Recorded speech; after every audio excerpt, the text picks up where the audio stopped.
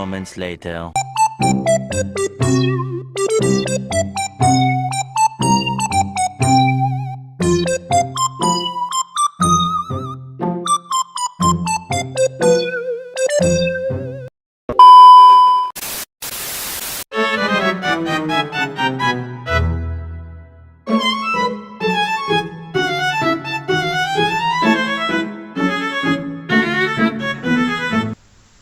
Assalamualaikum.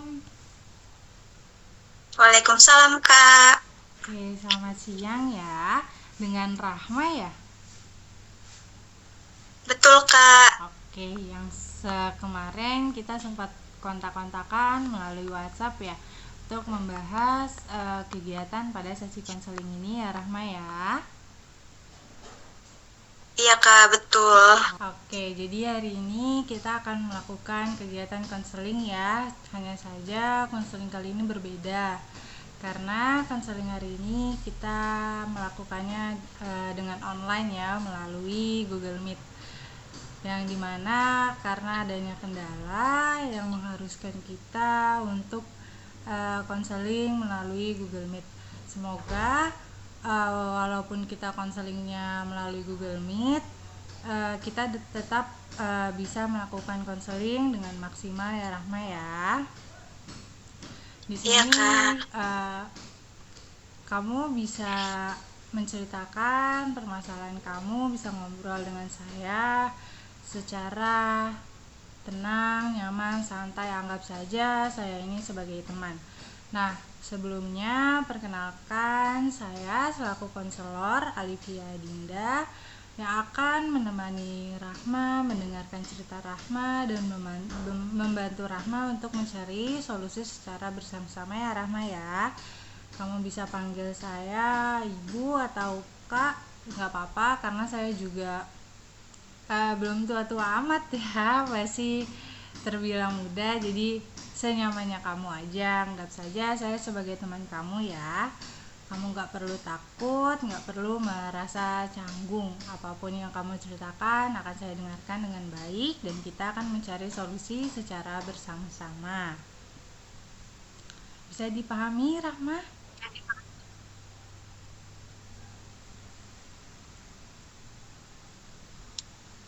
Oke, bisa dipahami? Bisa, Kak. Oke. Nah, sebelum kita mulai lebih jauh, aku pengen ngasih tahu nih beberapa hal penting.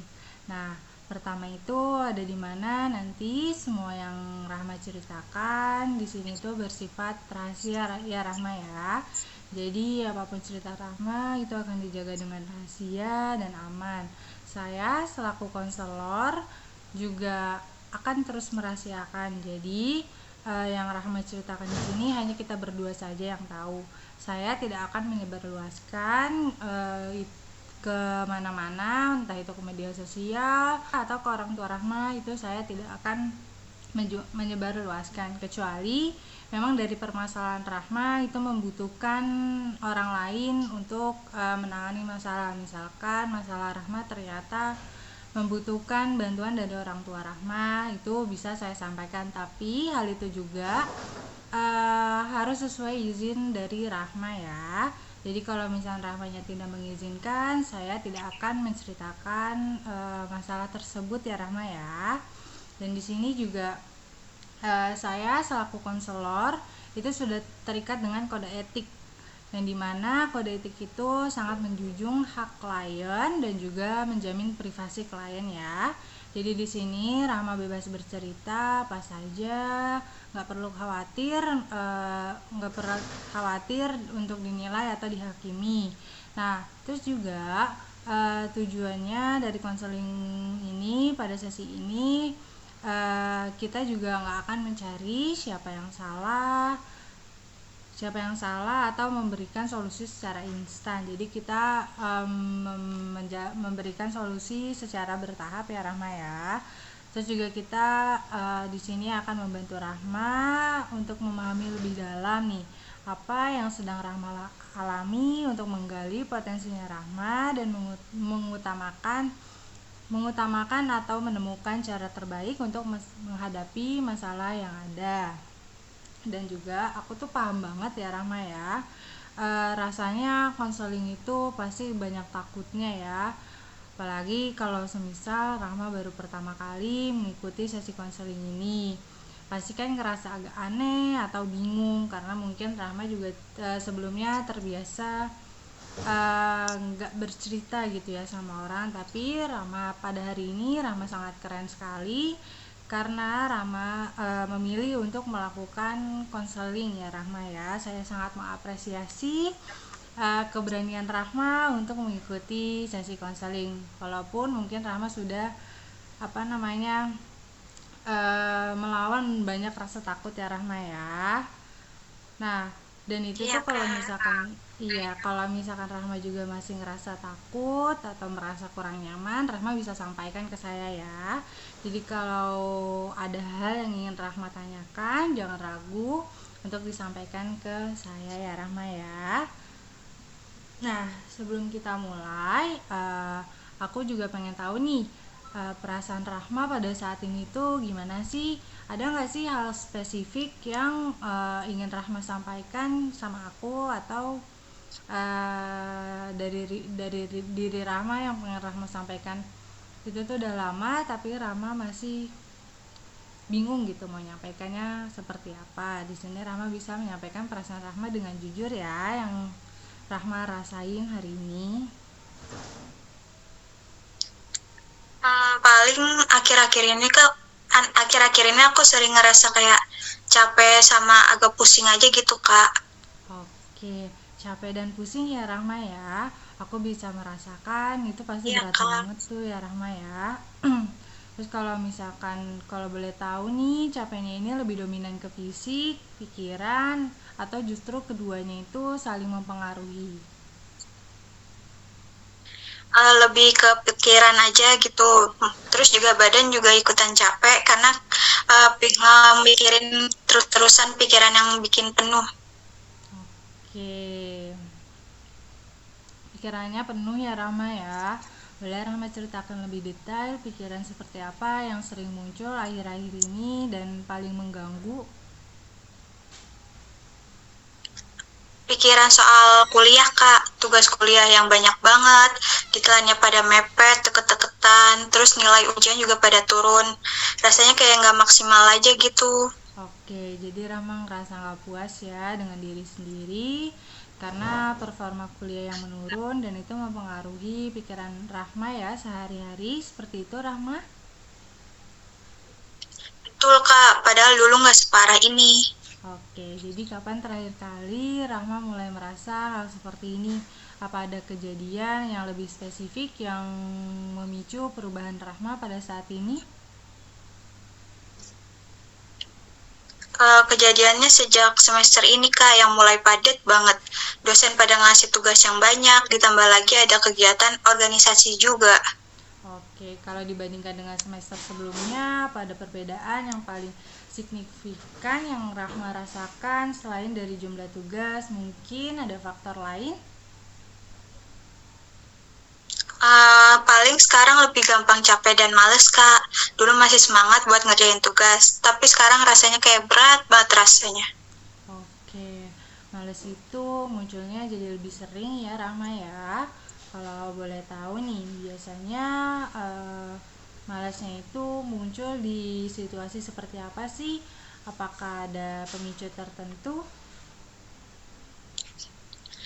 Biasanya kalau lihat tugas numpuk di meja, saya malah nggak mau buka sama sekali Kak. Oke, jadi ketika Rahma melihat tugas menumpuk yang muncul itu justru keinginan untuk menghindar ya. Terus apa sih yang ada di pikiran Rahma ketika di saat itu terjadi? Iya Kak, kayak males banget buat ngapa-ngapain, buat ngerjain tugas, karena rasanya pengen rebahan aja. Oke, biasanya kalau udah kayak gitu apa sih yang biasanya Rahma lakuin setelah menunda-nunda tugas tersebut? Apakah ada aktivitas tertentu yang Rahma pilih untuk mengalihkan perhatian? Ada Kak, paling main HP, scroll sosmed, kadang tidur atau nonton film juga. Oke, setelah melakukan aktivitas tersebut, gimana sih perasaan Rahma? Apakah merasa lebih baik atau justru sebaliknya? Awalnya sih lega, kayak bisa istirahat sebentar.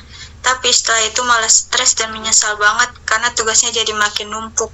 Oke, jadi ada pola seperti ini ya Rahma ya. Menunda tugas, merasa lega sesaat, kemudian muncul stres dan rasa bersalah karena tugas makin jadi menumpuk ya Rahma ya. Apakah pola ini sering terjadi? Iya kak, sering banget, kayak udah jadi kebiasaan buruk. Oke, kalau rasa bersalah itu bisa berbicara, kira-kira apa yang akan dia katakan kepada Rahma?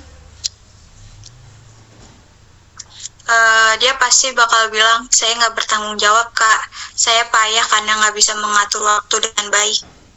Oke, itu kalimat yang cukup keras ya untuk diri Rahma. Apakah Rahma sering berbicara seperti itu kepada diri sendiri?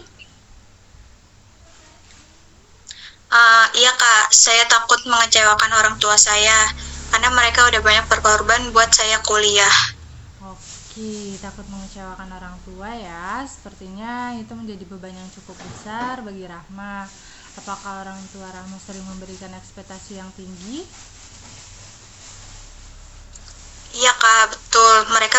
Mereka berharap banyak saya bisa sukses dan membanggakan mereka.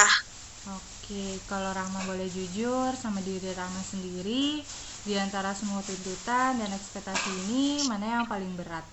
Tuntutan dari kampus, ekspektasi dari orang tua, atau standar yang Rahma tetapkan untuk diri Rahma sendiri?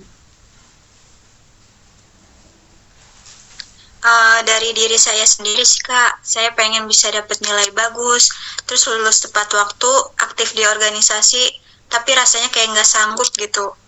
Oke, berarti Rahma ini memiliki standar yang sangat tinggi ya terhadap diri Rahma sendiri dan berusaha untuk memenuhi ekspektasi tersebut ya Rahma ya. Merasa tidak sanggup, tetapi tetap memaksakan diri untuk terus maju. Wajar misalnya Rahma merasa kelelahan dan kehilangan motivasi ya Rahma ya. Ya kak. Oke nih Rahma, kan sekarang kita udah cukup ya membahas tentang masalah yang Rahma hadapi sebelum kita membahas solusi yang lebih besar nih. Aku pengen nanya satu hal kecil apa sih yang sebenarnya masih bisa Rahma lakukan yang mungkin selama ini terasa berat atau terabaikan? Paling mengerjakan tugas sedikit-sedikit kak, karena nggak harus langsung selesai semuanya. Oke, bener banget nih Rahma ya. Apa yang bisa membuat hal kecil itu terasa berat dilakukan? Apakah ada pikiran atau perasaan tertentu yang menghalangi? Takut hasilnya jelek kak, takut nggak sesuai sama ekspektasi saya aja. Oke, jadi ada ketakutan akan kegagalan ya Rahma ya. Apakah Rahma sering membandingkan diri dengan orang lain? Sering banget kak, saya lihat teman-teman saya pada dapat nilai bagus, jadinya saya merasa minder gitu dekat mereka. Oke, menurut Rahma, mana yang lebih melelahkan nih? Mengerjakan tugas dengan hasil yang belum sempurna atau tidak memulai sama sekali karena merasa takut gagal? Nggak memulai sama sekali sih kak, soalnya pikiran jadi nggak tenang. Oke, itu kesadaran yang sangat penting ya Rahma ya, bahwa menghindar dari suatu masalah itu justru membuat kita makin merasa tertekan. Terus juga sekarang untuk 1 minggu ke depan, langkah kecil dan realistis apa sih yang ingin Rahma coba lakukan untuk mengatasi masalah ini? Saya akan membuat jadwal belajar yang lebih teratur kak, terus menurunkan target yang terlalu tinggi. Oke, Bagus banget ya Rahma ya, idenya membuat jadwal yang lebih realistis dan memberikan penghargaan pada diri sendiri. Setiap kali Rahma merasa berhasil telah mencapai target kecil ya Rahma ya, walaupun kecil setidaknya Rahma sudah berusaha dan dapat mencapai target tersebut ya Rahma ya. Selain itu penting juga nih Rahma untuk fokus pada proses belajarnya. Jadi Rahma nggak ngeliat atau mengharapkan hasil akhirnya aja, karena setiap orang itu memiliki kecepatan belajar yang berbeda-beda. Yang terpenting sekarang itu Rahma tetap terus berusaha dan gak menyerah ya Rahma ya. Iya Kak, siap. Oke, nah hari ini kita sudah membahas banyak hal, mulai dari rasa lelah, tekanan dari diri dan orang tua, ketakutan akan kegagalan, hingga kebiasaan menunda-nunda tugas. Rahma juga sudah menyadari bahwa perubahan kecil lebih memungkinkan daripada memaksakan diri untuk menjadi lebih sempurna. Nah, gimana sih perasaan Rahma sekarang setelah mengikuti kegiatan pada sesi ini? Perasaan saya jadi lumayan lebih ringan Kak. Jadi lebih bisa memahami diri sendiri dan tahu apa yang akan harus saya lakukan. Oke. Nah, Rahma itu bukan malas ya Rahma ya. Rahma itu cuma lagi kelelahan aja. Terus juga Rahma cuma butuh istirahat yang cukup ya Rahma ya. Nah, dua hal itu antara malas dan kelelahan itu dua hal yang berbeda ya. Ya Rahma ya, jadi Rahma nggak perlu ngerasa insecure atau berbeda, karena Rahma cuma merasa lelah dan butuh istirahat yang cukup ya Rahma ya.